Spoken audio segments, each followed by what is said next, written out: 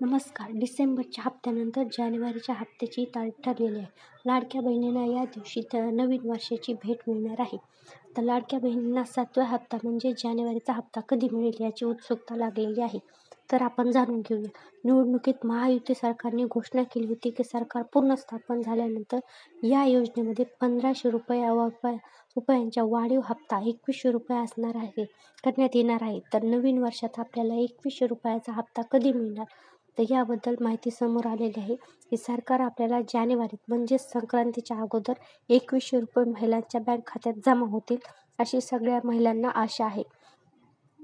तर मुख्यमंत्री माझी लाडकी बहीण योजनेचा डिसेंबरचा हप्ता सर्व पात्र महिलांच्या बँक खात्यात जमा केल्यानंतर आता लाडक्या बहिणीला जानेवारी महिन्याचा 7वा हप्ता कधी मिळणार याबद्दल उत्सुकता लागलेली आहे.